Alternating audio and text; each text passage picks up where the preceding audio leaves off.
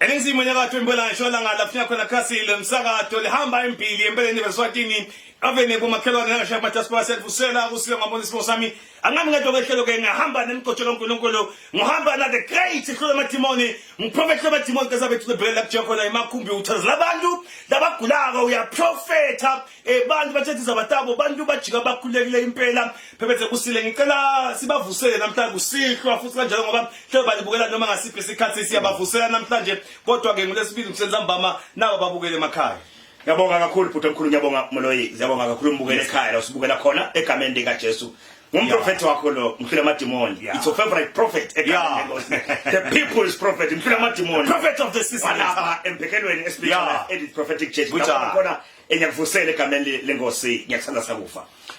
Angicela ngimkhumbuza ukuthi kusasa lokusako umprofeti uyathandazela lapha imbekelweni vuka manje wena sukuma ungahlali phansi uphethe umnikelo wakho lo nganga 150 emalangeni uhambe uyobona nemgcotsho kaNkulunkulu kuze wetositakala lempilo yakho sitolanza lo msebenzi silanze lo mshado phelele calendar zasewethu sola bakubuke bakuthembisa bakushiya nali lithuba lakho kusasa ngiyacela ulungise umnikelo wakho ugijime kumprofeti your life will never be the same again nasi hlelo sanamhlanje the importance of consulting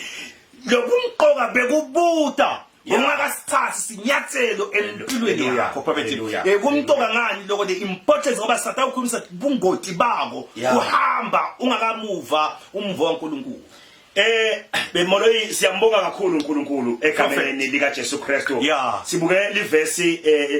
esondeleni lidlulile egameni lenkosi leBhayibheli lithi David wathi uyabuya wakhanza wakhanza kubhujiswe yonke into kuthunjwe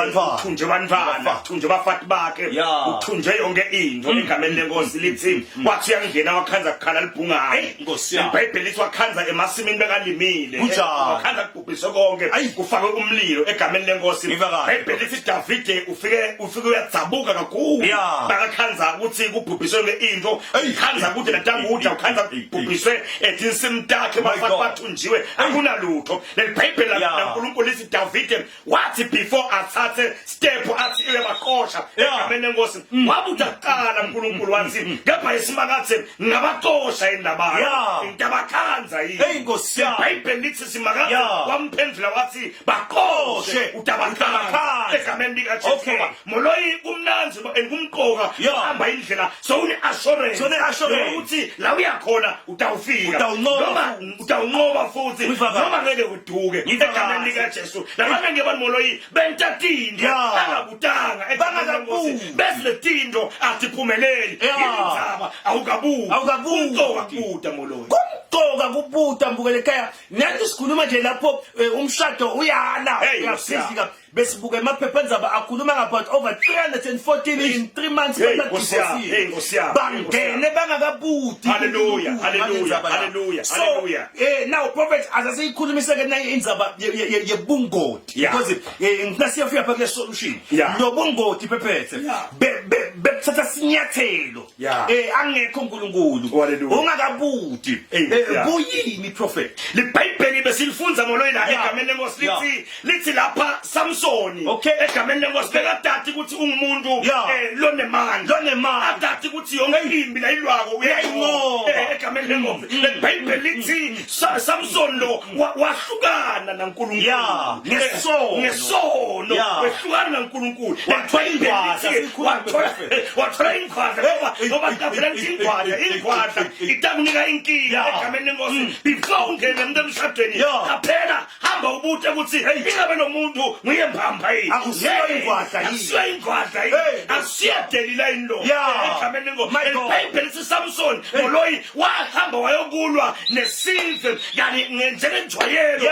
akathi ukuthi uNkulunkulu so question wawehluleka kubuta ukuthi yenkosi ngilwe nabo yini ngitaba nqoba yini wayangenjwayelo. leBhayibheli lithi Samson yafika emehlulekisa lembi egameni lenkosi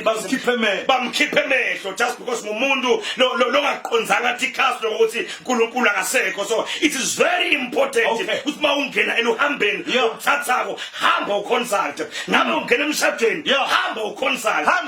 ingabe lendvodzalela ngiyumba ngiyo yini lengena ingabe lomfati lenti commit kuye niwe nguye mbamba yini ingabe kubambephi lokuthi bangangithathi ngigana konke lamalanga ligana ngiyalibamba liyaphunyuka kubambephi bangangithathi uyabona uyahamba uyabuta impilo yabuta molo sibuta kuphi ke phephethe because now sikhumele babukele emakhaya bayakwathi kuze bayakwathi futhi kuhamba hallelujah but asasiyikhulumise lenzaba because you are a prophet of the living God yes Lord and umprofeti umuntu lobonako timo akhona ukubona ejuleni kwetimo akhona ukukhuluma lenhlitiyo yaNkulunkulu si consulta kuphi siconsulta sibuta kanjani Moloyi what a question my brother there are many places where people go for consultation laba consulta khona egameni lenkosi kepha ke namhlanje sinawe asifuna ukukhuluma ngalokunye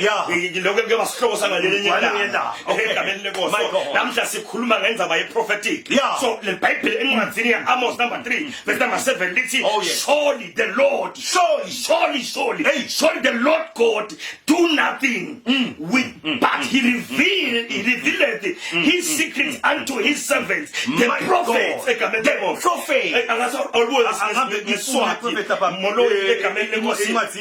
Amos number 3 number 7 lapha ekhaya namhla sikhuluma ngaloku ngapha sikhuluma ngeprophetic kuthi funa ubute kuphi ngoba sithi sonke lesithatha imessage uNkulunkulu ngapha kunekhethelwe lebantu lesithatha imessage uNkulunkulu lideliver siveni sankulunkulu Amos 3 verse number 7 ngempela inkosi simakazi kude lekwendako ingakayembuli inhloso yayo edinga kwintayo baprofeti lo mbhali molo uyaspecify uthi badinga ukuthi khona kunabafundisi kunabadinga ngatole kunabavangeli dinga kunatole kunabothishela natodinga kule ngapha siyaspecify ke uyaspecify lo dingeku utemnesimakathi le kantawo ngingako kwemphuli kudo baprofeti nabo bakhona bothishela geography ukhona nawe siswati ukhona awu ngosiyami but kuyadzingeka ukuthi kube nalo thishela nhloko hallelujah ngosiyami hallelujah so prophet uthi now bantu abethe kuba prophet atobuta lenhloso yaNkulunkulu ngempilo yalo kunjani kuthi prophet ngiyekele ngomsebenzi ngokuqala ibusiness hallelujah prophet ngimthathe indomfana ngeke yini ngithathe amagama loyo uwabude ukuthi wena usamfuna indomuntu ethathe wena usengakayibuki le nhloso usabuta yini ngoba kufuna moloyi umuntu akhulume ligama bese like the anointing isebenza according to the will of the person okay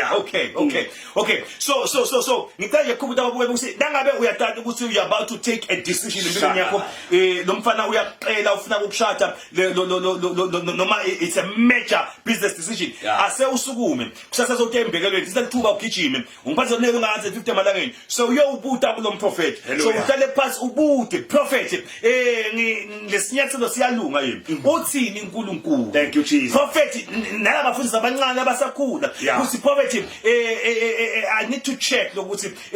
ngahamba yini ngolivula libandla sengicela yini libandla kumtoka lokuthi babute prophet noma soluqalile phathali yaqaqe yaphumelela aliqhubekele phambili so ufana na Samson nekinto lesethi huli phatha ubone ukuthi sethi huli yethu angithi prophet ubeta uhambe esuke ngenjwayelo kanti noNkulunkulu akasekho uNkulunkulu mhlawumbe ngenza bethi phambi kwenesona but ukhona ke uProfeti uNkulunkulu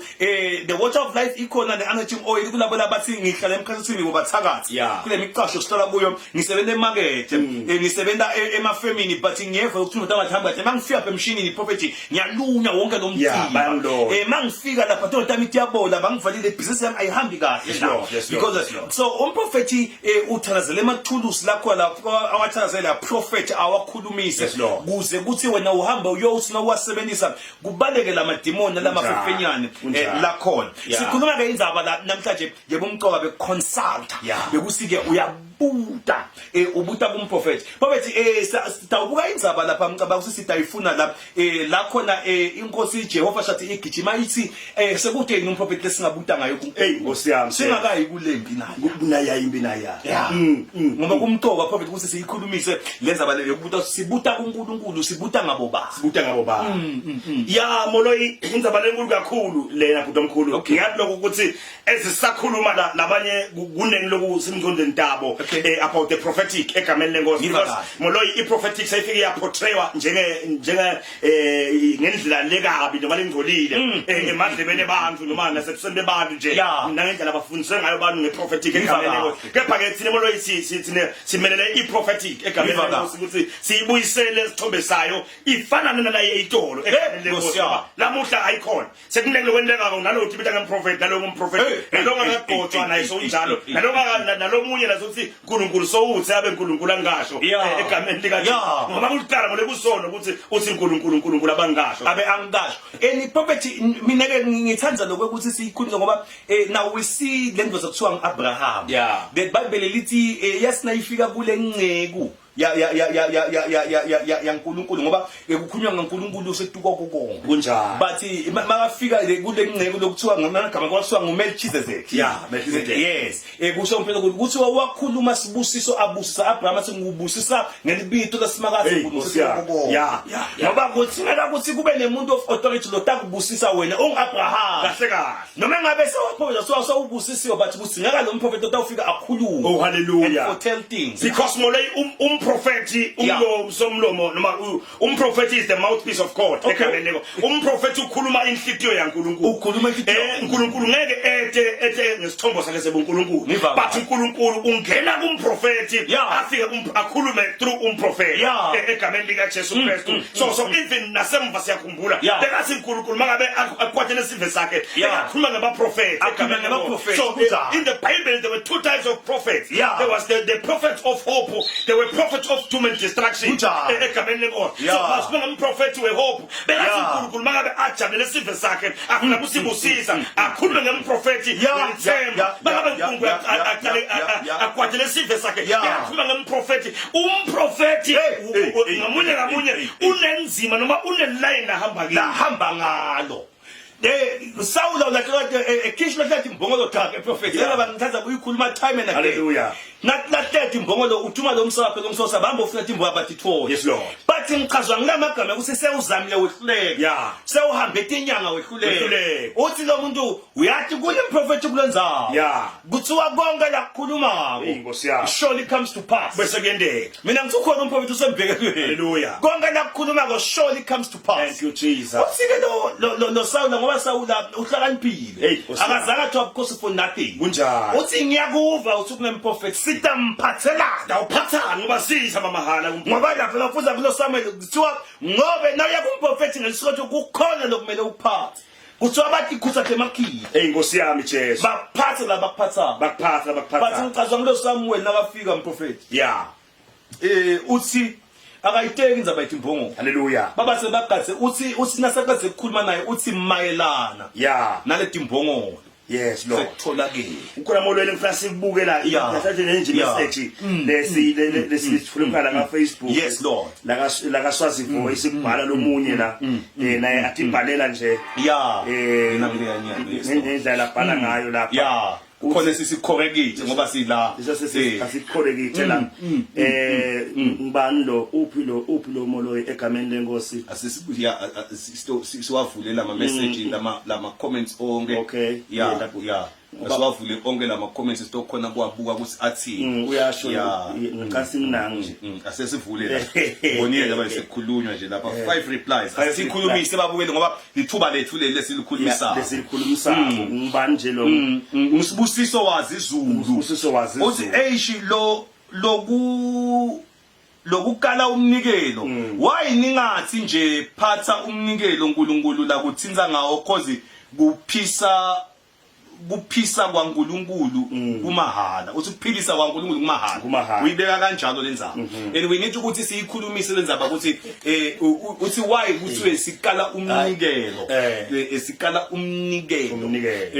kumntwa ngalo ukuthi siukale lo mnikelo. And number 2 kumuntu wangani ukuthi unikele uma uta kumprofeti, because now sikhulumisa indzaba leso ethi sikhona kuyi-addressa nalabanye batawukwati ukuthi basita kahle. Lo Sawula usita mphathelani nomprofeti, because it's a tradition and no. Yes. Ukuthi mawuya kumprofeti kuba khona lokuna njalo uphathana. Nayibalwa ke le mali prophet lena ngalesiko lemajuda kuthiwa yayigijima kuma silver lang 300. Yeah, exactly. And then basi in the modern time le mali yo yayifana na 30,000 or more. Bayobuta ngetimbongolo. And mind you basi nababuta ngetimbongolo ufike uthi uNkulunkulu lo muntu lo tenge timbongolo namgqoba beyingozi. Hallelujah. Wena ulandze timbongolo but mawufika uthola the godly people. Hallelujah. Impilo yalomuntu. Unalenkinga moloyilethi siphila emalangeni silela kabi la khona bantu ama Africans ethu noma emaswati sivele simnyama sikhuliseke emabandleni ikakhulu iChristianity ifike nema missionaries like heaven lethu lemaswati la khona ama missionaries bafike akhanze umuntu agqoke amajobo afike amphe libhuluku athi embathi asiyekela lento yanunga asiyekela amajobo ayanunga akhanze umuntu angena bible afike bible ahambe esondweni egameni lenkomo afike abamissionary akhele abantu tindlu tekhontela abamissionary athenge timoto tekhuba lo msebenzi waNkulunkulu ema Africans akhula athi ukuthi kukholwa kumahala ngeke fana naleyo athi ukuthi kukholwa kuma mangabe uye esondweni ufuna ungaphathi lutho noma uye esondweni ufuna nje uphathe loyo zuka sine sikhulele eZayoni yema unikela uthi uphathe zuka ngalozuka wami ngale mali lengangemali ngibekela abantu abane tonke tinkinga takho uthi bala kulozuka egameni lenkomo. So lenza ba ithi ke lapha le ministry namoloyi ayidzingi ayisiko spiritual idzinga timali idzinga ama resources the ministry asikhuluma ukuthi umprofeti kufuna gibele imoto ethe ayisondweni lapha kudzingeka umoya lapho akudzingeka invest lapho kudzingeka nemali uzeke imali ibhadale kwethiwa imoto igcwala itawuthiwa ngibani ke imali itawuthiwa ngulabazalwane uNkulunkulu lambithele kibo uthi lithi uthi uNkulunkulu uthi hamba uye khona uye kibo uyeshumayela uthi uhamba ungaphathi konke utakhanza phambili khona hawe Nkosi yami nithi ke molo angiqekise lokuthi le mali siyibeke molo lokuthi and le mali molo asiyibeki ngama Sundays asiqaqise lokho molo encane le mali hey sitya mhlazana sesibhadarisa siyabe sintshele kwanye lo senga kabhadarisa bapha emakhaya mhlazana sesibhadarisa siyabe sintshele sithi 1.5 siyabe sesibhadarisa ke lapho 1.5 ngunomnikelo sithi uqala khona uye phethulu nakhona ngulokuthi ngeke uthi ngasuka la nethe 300 iyesontweni bese lofika uphatha 5 rand uthi utonikela ngalo mangije ekhaya imoto isiyaqima igama kaSonto sengilungisa ngithi phela kuzuthole sibusiswa ngichazwa ngilenza bamasibela incwadi ya Genesis la khona le Bible likhuluma sobala la noma ufunza bo First Kings prophet uthola lokuthi ngalesikhathi kunesidingeko yes Lord usihlangabeta ngemnikelo kahle kahle lesithingeko uthi ngene mafuta uthi yendela mina kuqala mina umprofeti ngidle kuqala exactly then I release a blessing uthi lo mfana waseShunemi lenceke yaNkulunkulu siyakhele ikamero sibeke kudla idle uthi lo mprofeti nasekabona lokuthi lo mfundo naso unikele ngala kwendako uthi ufuna uNkulunkulu akwendeleni hallelujah ulama lebazalwane lamagama laso ufuna uNkulunkulu akwenze ngeke uziwathole kumprofeti lo lambi hallelujah ngeke uwathole kumprofeti lo ngakajabule ngakasiboni sibusiso ufuna uNkulunkulu akwendeleni hallelujah ubekeni la tafuleni wenteni kunjani nalethi connect nangi umfati bonke le laba belikhuluma ngemfati bekakwenda kusuka lo muntu besatolaza labantwana ngesikwezi Ngoja lo mprofeti ukhuluma emagama yabo kufuneka kube ne substance ngiko ngithi mina abantu abanikele ipoverty prophet phela imentality poverty nalokuthi ungafuni ukunikela lalela prophet utathi umuntu umncane lo 150 utathi umningi 150 kunjalo kanti waboshelwa vele kulo iqotho lazuka yes akakhona nawuthi nje wena let's break the barrier yakuthi ungakhoni ukuthi imali yakho yengce 150 icapacity yakho uthi umprofeti hamba ubone letinziwe kunjalo mina mawusiphathe 150 into siyibona kule spirit sibona wena ulethe inziyo kahle utogqola lamafuthi so ukhuluma nomprofeti but wena ufuna kutanani ufuna kuta ne 500 minutes ibe bolo yindzaba ithi mangabe lo muntu baloya yena kwaphuma tinkomo leting 5 iprofessor yakuthengiswa tinkomo kwayo eMozambique kwayo eNyembane yakuthakatha yena enganyisho ya 450 yena so ufuna ukuthi lento yakhe isikhiphe for free. You take something out, you get something in. That is the principle nje moloyi kunjalo prophet ngeke moloyi uvune akahlanyeli nawe ungabaleka mbukele ekhaya ungeva ngathi ngicizile kulimetapo utabeva ke be mentality ke ye poverty hayi vangelini mahala alibhataliswa lalela insinziso emahala uyembungela ngekumukela Jesu abe inkosi nemsinziso empilo yakho insinziso le hlaba kuloyile bakuthenga wena ngengadi bahamba bakuloya utawutsinga umprofeti lo tawula nalomthakathi wakho andike futhi unaye umfundisi lapha ekhaya lengivungathi mangabe uvungathi ngala uyabhadala ungaye kuyakuthandazela ngingamtshela omunye ngoba we have to be aggressive with the word of God we have to be aggressive inangalo umsebenzi uNkulunkulu awubeketa le nto umprofeti lokho ukuthi bawuva ngathi kuyabhadaliswa kamprofeti kulemadiniso ungabi solo ugijima kakhulu kumele nje ukugibela ibhasi utawungena umprofeti ebhasini uyabangena abafundisi emabhasini laba babhasini cela lo mfundisi loshumela emabhasini akuthandazela ngicela address abo ngiyacela bakhona abafundisi bemabhasi batakuthandazela mahala unikela 50 cents na 20 cents lonani kunjalo it's unfortunate ke ukuthi ke utabuthandazela nguloyo mfundisi angisho ukuthi ba wrong futhi abakhulu ba but asilikhulume iqiniso alibe straightforward moloyi ngoba phela everything is money put everything is money prophet bake nje ba atheka lomnye umprofeti ngengabukela kachelesi lomnye umprofeti wakancuma lokubakhona abafundisi boba benqongwane andisho benqongwane etifunzo letinkulu tema theologians but ke engicazwa ngomprofeti